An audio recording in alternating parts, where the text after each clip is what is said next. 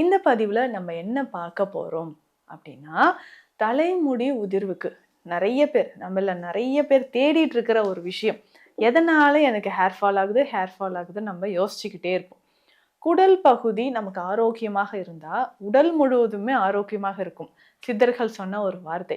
குடல் சுத்தமே நம்மளுடைய உடல் சுத்தம், உடல் ஆரோக்கியம் அப்படின்னு சொல்லியிருக்காங்க. இப்போ இதுல உணவு முறையில நம்ம குடல் பகுதியை சுத்திகரிப்பதன் மூலமாக தலைமுடி உதிர்வை நம்ம எப்படி சரி செய்யலான்றத தெரிஞ்சுக்கலாம்.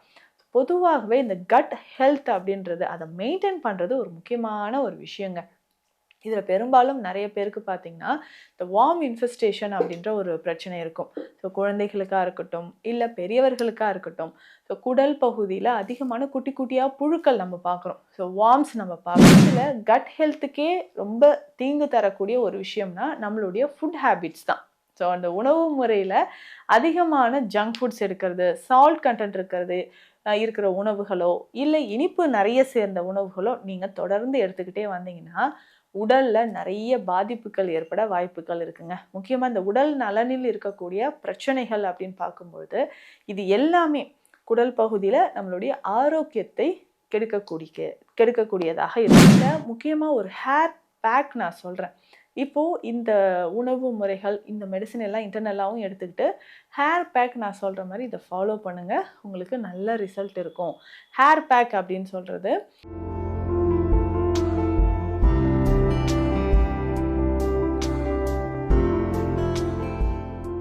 வணக்கம். நான் டாக்டர் நித்யா, சித்த மருத்துவர். இந்த பதிவுல நம்ம என்ன பார்க்க போறோம் அப்படின்னா, தலைமுடி உதிர்வுக்கு நிறைய பேர் தேடிட்டு இருக்கிற ஒரு விஷயம். எதனால எனக்கு ஹேர் ஃபால் ஆகுது, ஹேர் ஃபால் ஆகுதுன்னு நம்ம யோசிச்சுக்கிட்டே இருப்போம். குடல் பகுதி நமக்கு ஆரோக்கியமாக இருந்தா, உடல் முழுவதுமே ஆரோக்கியமாக இருக்கும். சித்தர்கள் சொன்ன ஒரு வார்த்தை. குடல் சுத்தமே நம்மளுடைய உடல் சுத்தம், உடல் ஆரோக்கியம் அப்படின்னு சொல்லியிருக்காங்க. இப்போ இந்த குடல் பகுதியில நமக்கு இருக்கக்கூடிய பிரச்சனையினால வயிறு சம்பந்தப்பட்ட பிரச்சனைகள் தான் தலைமுடி உதிர்வுக்கு ஒரு முக்கிய காரணமாக இருக்கு. நம்ம எக்ஸ்டர்னலா நிறைய விஷயங்கள் பண்ணிட்டு இருக்கிறோம். தலைமுடி உதிர்வுக்கு ஹேர் ஆயில் நிறைய நம்ம பார்க்குறோம். அதே மாதிரி ஹேர் பேக் நிறைய யூஸ் பண்ணிட்டு இருக்கிறோம். இப்போ இதுல உணவு முறையில நம்ம குடல் பகுதியை சுத்திகரிப்பதன் மூலமாக தலைமுடி உதிர்வை நம்ம எப்படி சரி செய்யலான்றத தெரிஞ்சுக்கலாம். பொதுவாகவே இந்த கட் ஹெல்த் அப்படின்றது அதை மெயின்டைன் பண்றது ஒரு முக்கியமான ஒரு விஷயங்க. இதுல பெரும்பாலும் நிறைய பேருக்கு பார்த்தீங்கன்னா, இந்த வார்ம் இன்ஃபெஸ்டேஷன் அப்படின்ற ஒரு பிரச்சனை இருக்கும். குழந்தைகளுக்கா இருக்கட்டும், இல்ல பெரியவர்களுக்கா இருக்கட்டும். குடல் பகுதியில அதிகமான குட்டி குட்டியா புழுக்கள் நம்ம பார்க்குறோம். வார்ம்ஸ் நம்ம பார்க்குறோம். அது ஒவ்வொரு முறை மோஷன் போகும்போதும் வெளியில வர்றது நமக்கு தெரியும். அதே மாதிரி இரவு நேரத்துல நீங்க தூங்கும்போது ஆசன வாய்ப்பகுதியில ஒரு அரிப்பு இருக்கிறத நமக்கு பார்க்க முடியுது.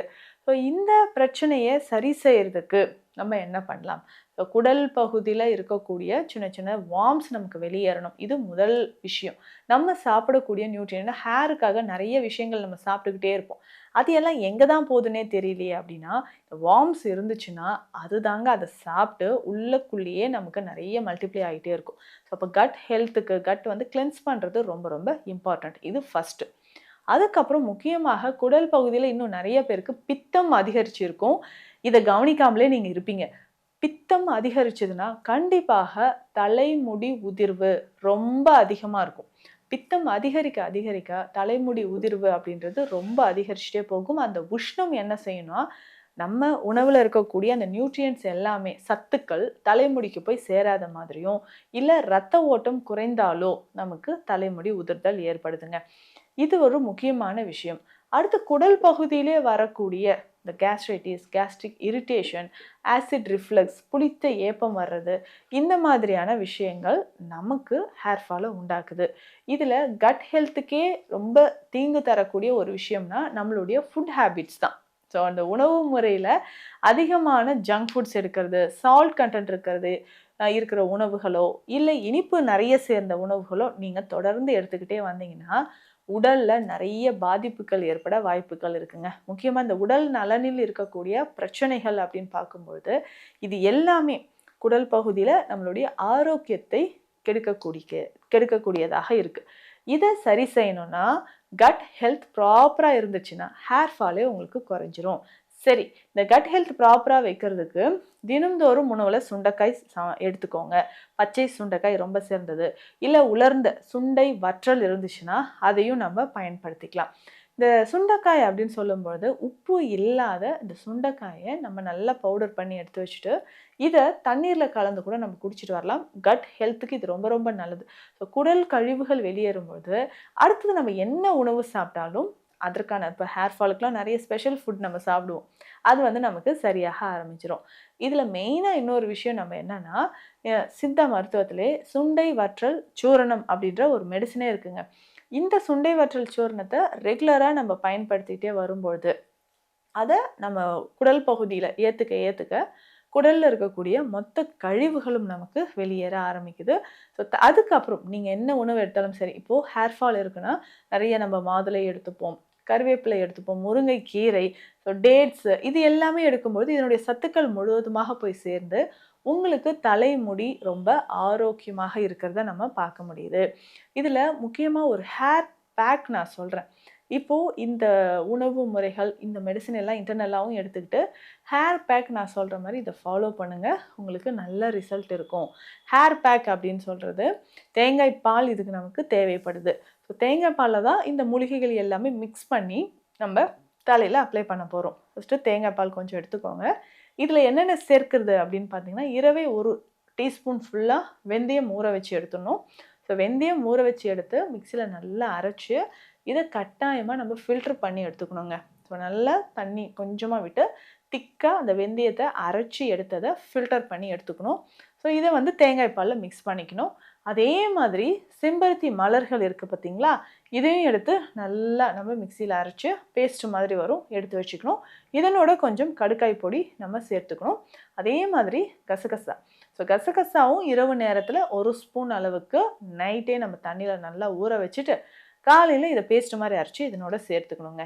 இது எல்லாமே ஒண்ணா நல்லா மிக்ஸ் பண்ணி பேஸ்ட் மாரி தலையில அப்ளை பண்ணிக்கிட்டே வரணும். ஸோ தலையில வாரம் ஒரு முறை இத பயன்படுத்தி பாருங்க. ஸோ தேங்காய் பால் அப்படின்னு சொல்றது ஹேர் ஃபாலுக்கு ஒரு ரிச் நியூட்ரிஷன் சொல்லலாம். ஏன்னா தேங்காய் எண்ணெய தலையில அப்ளை பண்ணும்போது ஹேர் குரோத் நல்லாருக்கும். ஆனா ஒரு சிலர் இப்ப எண்ணெயே அப்ளை பண்றதில்ல. குறைந்தது வாரம் 2 நாளாவது தலைக்கு எண்ணெய் அப்ளை பண்றது ரொம்ப ரொம்ப முக்கியம். ஸோ அந்த மாரி செய்யும்போது தலைமுடி உதிர்தல் நமக்கு கொஞ்சம் கொஞ்சமாக குறைய ஆரம்பிக்கும். ஸோ இந்த பேஸ்ட் மாரி இருக்கிறத எடுத்து ஸ்கேல்ப்ல நல்லா அப்ளை பண்ணிக்கிட்டே வரணும். ஸோ தலைமுடி ஒண்ணு ஒண்ணா நம்ம வந்து ஒரு லேயரா நம்ம வந்து ஓப்பன் பண்ணிட்டு, ஸ்கேல்ப்ல படுற மாதிரி இந்த பேஸ்ட்ட அப்ளை பண்ணிக்கிட்டே வாங்க. ஒரு 1 ஹவருக்கு அப்புறம் ஹேர் வாஷ் பண்ணிடுங்க. ஸோ வீக்லி ஒன்ஸ் இத ஃபாலோ பண்ணிக்கிட்டே வரும்பொழுது, தலைமுடி உதிர்தல் நமக்கு நிச்சயமாக குறைய ஆரம்பிச்சுரும். ஏன்னா இது கூடவே நம்ம என்ன பண்றோம் அப்படின்னு கேட்டிங்கன்னா, கட்ட வந்து கிளென்ஸ் பண்ணிட்டுருக்கோம். ஸோ குடல் பகுதியில இருக்கக்கூடிய அந்த கழிவுகள வெளியேத்துறோம். ஸோ குடல் கழிவுகள் கொஞ்சம் கொஞ்சமாக வெளியேறிடுச்சுன்னா, கட் ஹெல்த்துக்கு இது ரொம்ப ரொம்ப நல்லதுங்க. உடல்ல இருக்கக்கூடிய இந்த கழிவுகள் வெளியேறி வெளியேறி நமக்கு தலைமுடி ஆரோக்கியமாக வளரும். ஸோ இதில முக்கியமாக பார்த்தோம்னா, ஆம்லாகாதி எண்ணெய். இத வந்து நம்ம எடுத்துக்கலாம். ஸோ ஆம்லகாதி தைலம் அப்படின்னு சொல்லுவாங்க. இல்ல ஆம்லகாதி எண்ணெய் சொல்லுவாங்க. இதில மெயினா ஆம்லகாதி அப்படின்னு சொன்னாவே அது நெல்லிக்காய் தான்.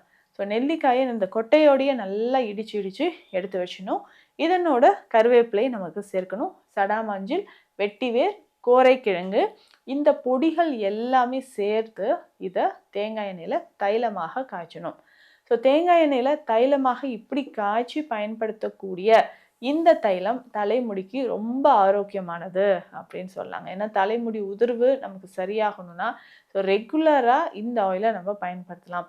பித்த தோடம் இருக்கு. பித்தத்தினால எனக்கு வந்து உடல் சூடு அதிகமாயிடுச்சு அப்படின்னு சொன்னீங்கன்னா, இந்த மாதிரி பிரச்சனைகள் எல்லாத்துக்குமே இது ரொம்ப பெஸ்ட்டான ஒரு எண்ணெயாக இருக்கும். ஸோ இந்த ஆம்லகாதி எண்ணெய், இல்ல ஆம்லகாதி தைலம் அப்படின்னு சொல்றது, இதில சேர்க்கக்கூடிய மூலிகைகளை வச்சு நம்ம அது தலையில அப்ளை பண்ணிட்டே வரலாம். வாரம் 3 முறையாவது அப்ளை பண்ணிட்டு வாங்க.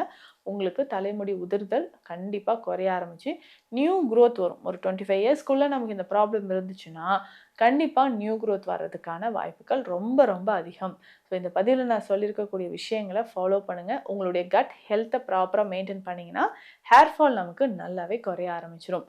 மேலும் இது தொடர்பான மருத்துவ ஆலோசனைகளுக்கு ஸ்க்ரீன்ல இருக்க நம்பருக்கு கான்டாக்ட் பண்ணுங்க. நன்றி.